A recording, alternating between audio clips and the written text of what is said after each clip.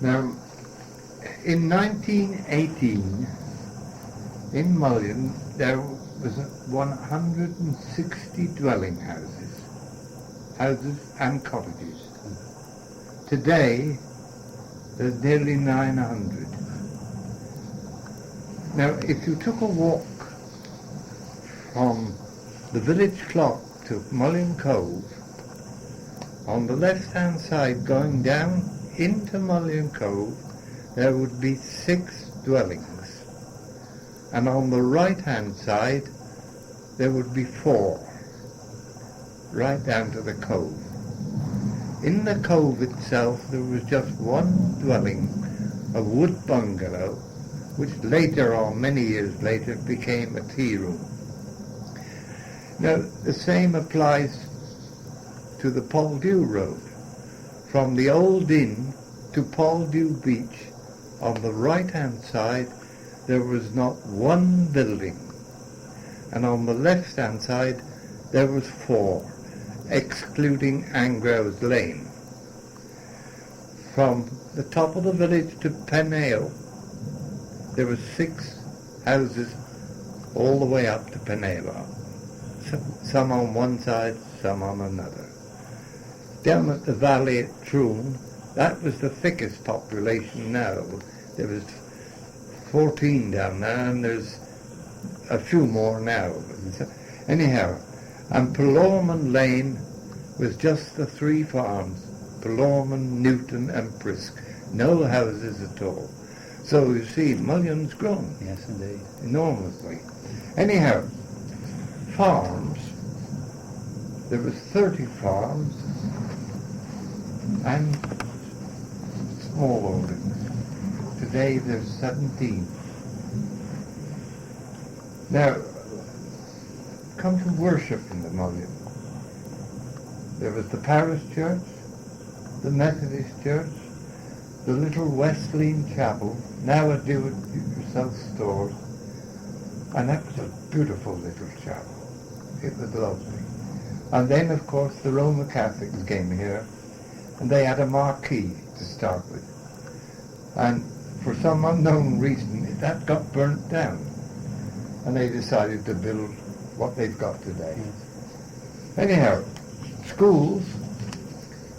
The first school in Mullion, known school, is where the off license is now. That, when I was a boy, was a housing for carriages and jingles and landaus, wagonettes, etc. And where the chemist's shop is, that was one of the playgrounds. And the other playground was at the back, which was the wash shed for the cars. So the next school came down on Nansemellon Road here. And that's where I, as a boy, went. Anyhow, of course, that eventually goes, and we've got the new ones now. Now, shops at the top of the village, on the corner of the Penhale Troon Road, there's a house called Domain, which old Mr. John Rule lives in. And he grew all his own vegetables. Never bought a vegetable. He had an enormous garden, and he had some apple trees there and a couple of medlar trees. And every season, when the time came, he picked the medlars, picked the apples, sold them from his shop, but his vegetables was always fresh. Of course, you didn't go there to get oranges or bananas. Those things were never thought of in his day. Anyhow, the next shop is Mr. Sam Matthews' shop, which sold everything. It had 2 counters.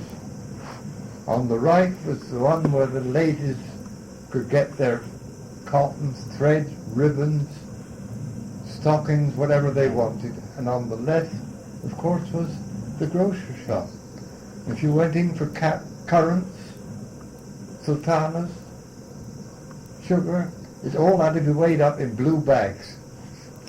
Nothing packed. There was no tin stuff then at all. The bacon was cut by hand, And bread, of course, was there.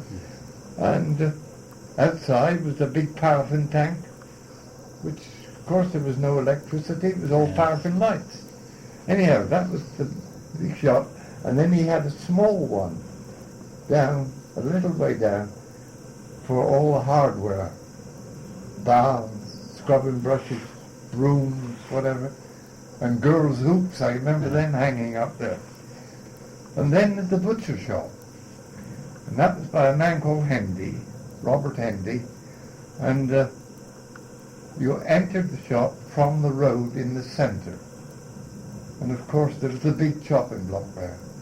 No fridges, of course. But you would see a quarter, sometimes a half of a bullock hanging up there. And if you wanted meat, he would go and cut it off, saw it, and add your meat that way. Same for pigs and sheep. They were hanging up there inside.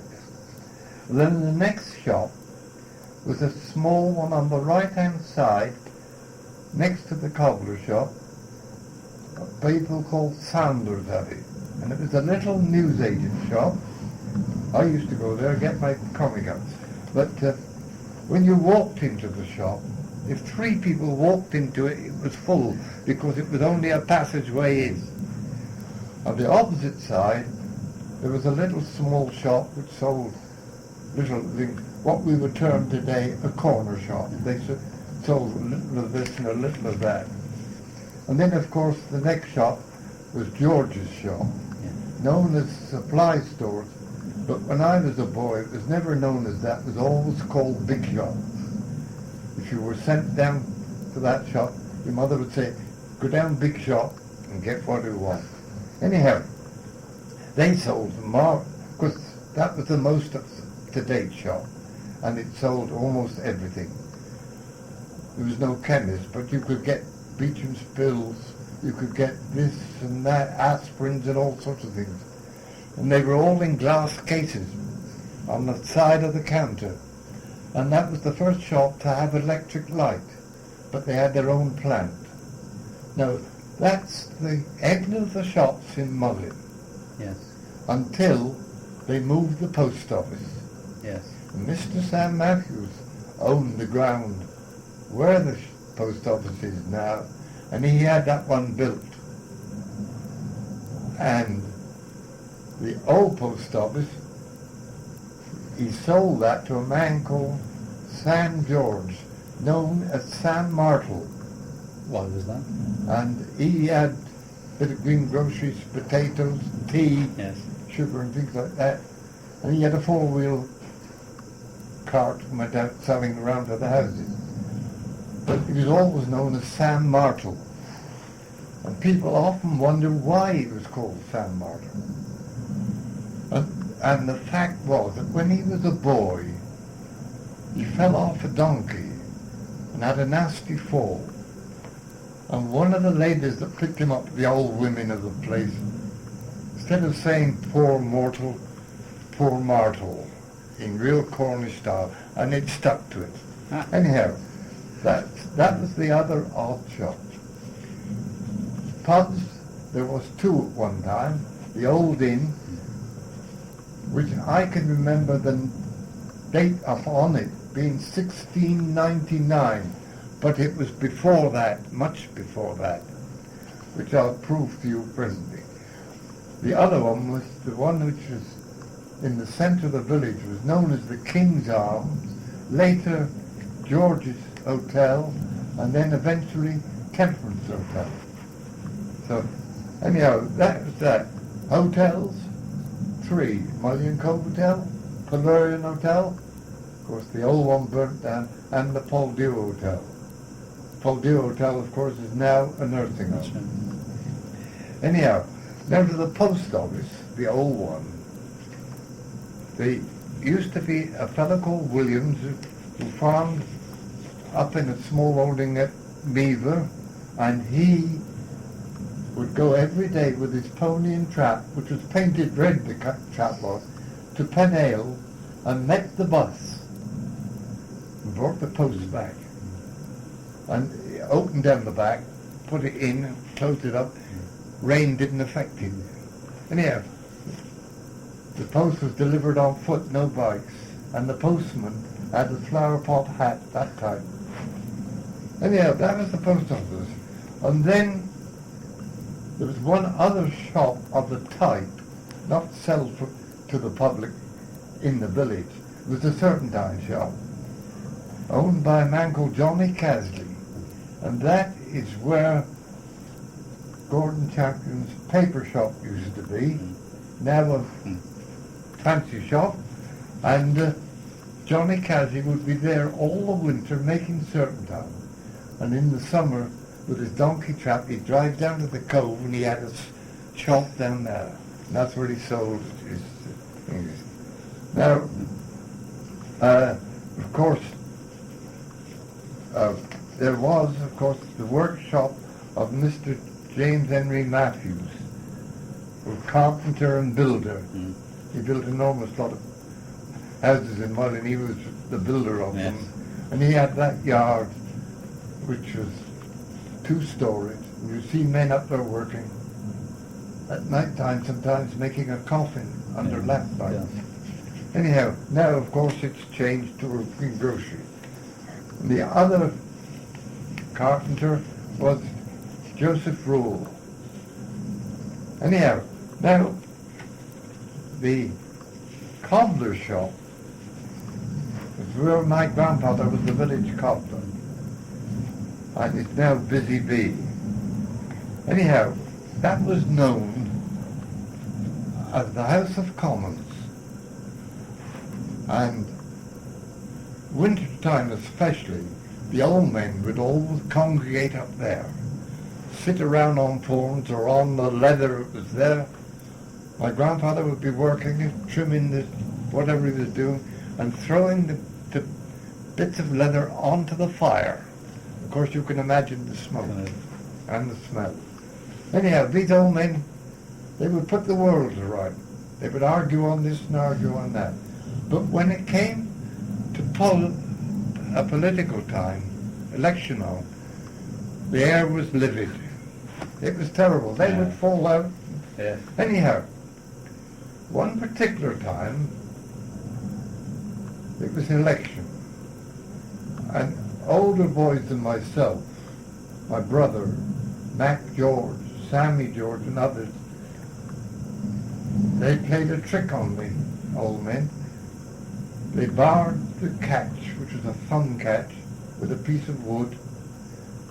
And Mac George got some pepper from his mother's shop, poured it down the chimney pot, and put a wet sack over the top, took the steps away and walked off, and left them there. And they were in there for about 20 minutes, cough, cough, cough, until one of the late arrivals came and then let them in, or let them out, and let himself in. Anyhow, that was one of the tricks they did. In those days, there was no vandalism, roguery. Now, Sam Martle, his little four-wheel cart, he kept down in Tremonee Farm.